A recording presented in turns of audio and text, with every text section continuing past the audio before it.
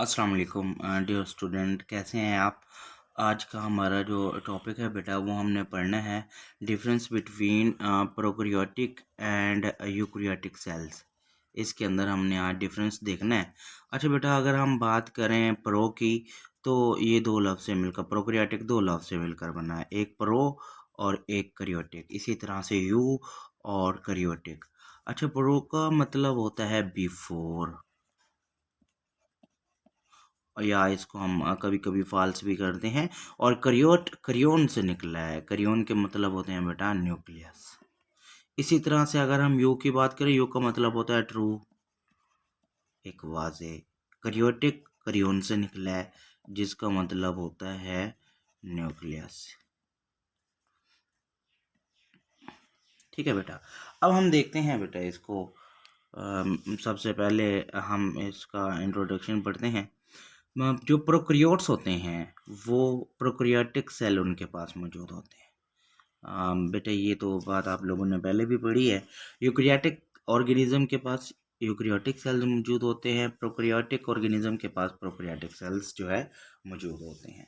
लेकिन जो prokaryotic cells हैं बेटा वो बहुत ही सिंपल होते हैं, बहुत ही सादा होते हैं यूकैरियोटिक सेल से। ठीक है ना बेटा, बहुत सादा होते हैं यूकैरियोटिक सेल की निस्बत। जो प्रोकैरियोटिक सेल्स हैं वो बहुत सादा होते हैं। हम इनके अब डिफरेंस पढ़ने वाले हैं बेटा। सबसे पहला जो डिफरेंस है वो न्यूक्लियस के बारे में है। अब हम न्यूक्लियस की बात करेंगे कि किन के अंदर एक वाज़े न्यूक्लियस मौजूद होता है और किन के अंदर वाज़े न्यूक्लियस मौजूद नहीं होता। आपको इनके मीनिंग से ही पता चल गया होगा कि किन के पास एक वाज़े न्यूक्लियस मौजूद है और इनके किन के पास वाज़े न्यूक्लियस मौजूद नहीं है। तो हम पढ़ते हैं बेटा, eukaryotic cells have a prominent nucleus. अब याद रखना है, यूकैरियोटिक सेल के पास एक वाज़े न्यूक्लियस मौजूद होता है, bounded by the nuclear envelope, जिनकी न्यूक्लियर इन्वेलप मौजूद होती है। ठीक है ना बेटा, मिसाल के तौर पर ये हमारे पास बेटा एक यूकैरियोटिक सेल है। हम कहते हैं ये हमारे पास है यूकैरियोटिक सेल। ठीक है बेटा, इसका न्यूक्लियस भी मौजूद है। यहाँ पे देखें बेटा, आपको न्यूक्लियस नज़र आ रहा है, तो इसकी मेम्ब्रेन बाउंडेड ऑर्गेनेली है। इसके ऊपर न्यूक्लियस के ऊपर मेम्ब्रेन है, जिसको हम न्यूक्लियर इन्वेलप का नाम देते हैं और इसको हम न्यूक्लियर मेम्ब्रेन का भी नाम देते हैं। अगर हम बात करें, while prokaryotic cell do not have a prominent nucleus, लेकिन जब हम बात करते हैं प्रोकैरियोटिक सेल की तो उनके पास कोई वाज़े न्यूक्लियस मौजूद नहीं होता। ये देखें बेटा, ये हमारे पास प्रोकैरियोटिक सेल की जो है वो डायग्राम दिखाई गई है। तो इसमें देखें बेटा, आप लोगों को ये सिर्फ क्या नज़र आ रहा है, ये आप लोगों को क्रोमोसोम्स नज़र आ रहे हैं, डीएनए नज़र आ रहे हैं बस।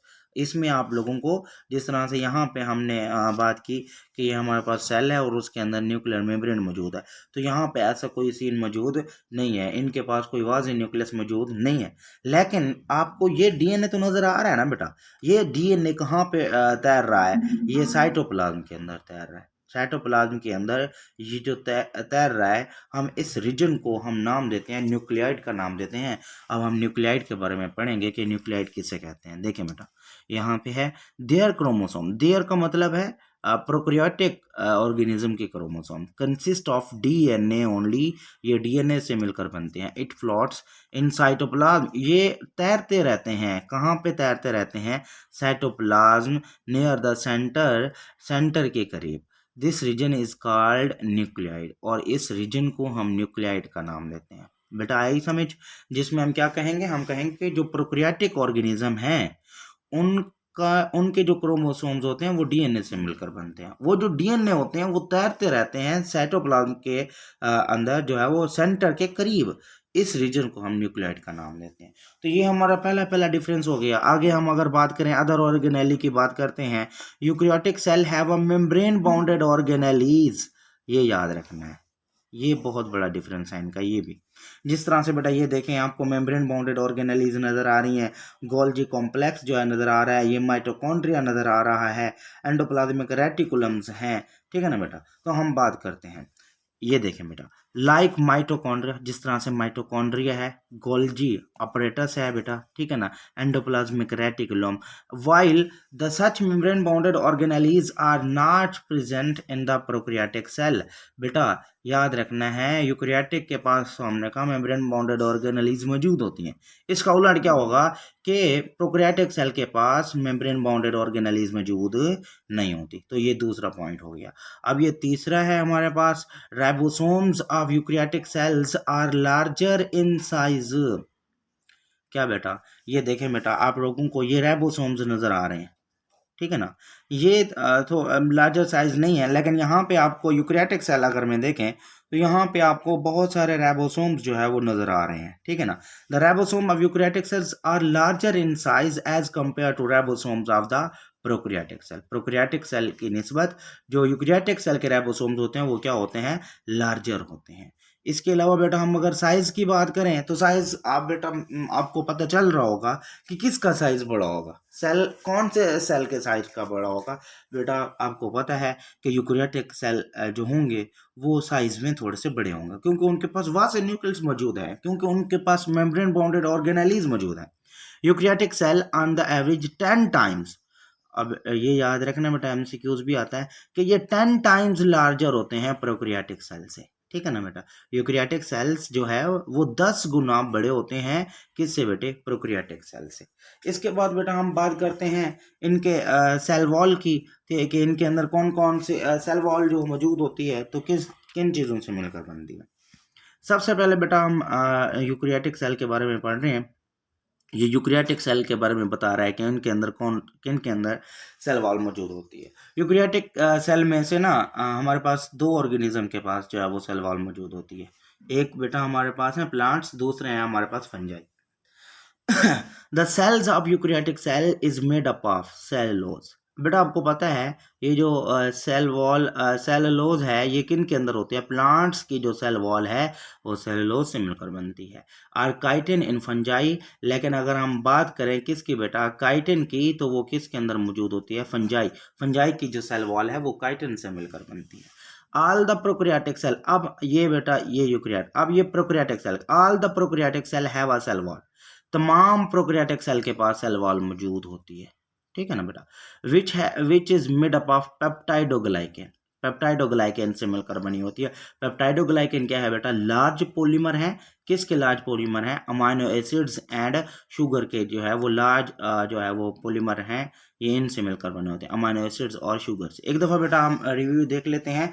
हमने कहा difference between prokaryotes and eukaryotes, तो हमने कहा भाई जो प्रोकैरियोटिक और प्रोकैरियोट्स होते हैं वो प्रोकैरियोटिक सेल से मिलकर बनते हैं, बहुत ही सिंपल होते हैं यूकैरियोटिक सेल से। उसके बाद हमने कहा कि जो यूकैरियोटिक सेल है उनके पास वाज़ेह न्यूक्लियस मौजूद होता है, न्यूक्लियर इन्वेलप होती है, लेकिन प्रोकैरियोटिक सेल के पास कोई प्रोमिनेंट न्यूक्लियस मौजूद नहीं होता। इसके बाद हमने कहा इनके क्रोमोसोम्स जो प्रोकैरियोटिक सेल्स हैं उनके क्रोमोसोम्स डीएनए से मिलकर बने होते हैं और वो साइटोप्लाज्म के अंदर सेंटर के करीब तैरते हुए नजर आते हैं।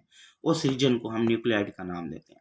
अदर ऑर्गेनेलीज की जो हम अगर बात करें तो हमने कहा यूकैरियोटिक सेल के पास मेम्ब्रेन बाउंडेड ऑर्गेनेली होती हैं, जिस तरह से माइटोकॉन्ड्रिया है, गोल्जी बॉडीज है, एंडोप्लाज्मिक रेटिकुलम है, लेकिन membrane bounded organelle prokaryotic cell के अंदर मौजूद नहीं होती। इसके अलावा हमने राइबोसोम्स की बात की। हमने कहा राइबोसोम्स जो है वो लार्जर इन साइज होते हैं as compare to prokaryotic cell. इसके बाद हमने साइज की बात की यूकैरियोटिक सेल और प्रोकैरियोटिक सेल के बारे में।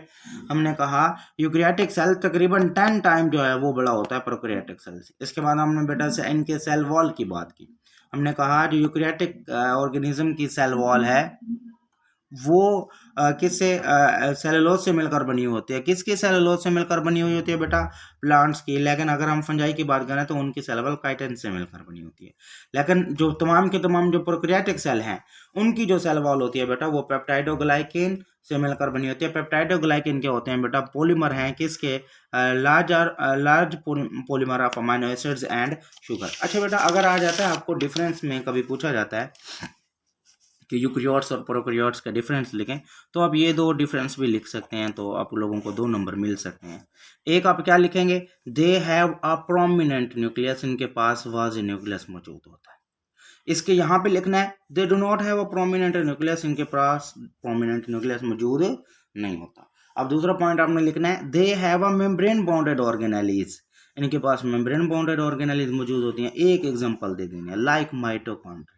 यहाँ पे आपने लिख देना है they do not have a membrane bounded organelles, इसके पास मेम्ब्रेन बाउंडेड ऑर्गेनेल्स मौजूद नहीं होती। तो बेटा ये आज का हमारा टॉपिक है बेटा, ठीक है ना बेटा। उम्मीद है बेटा आप लोगों को समझ आई होगी।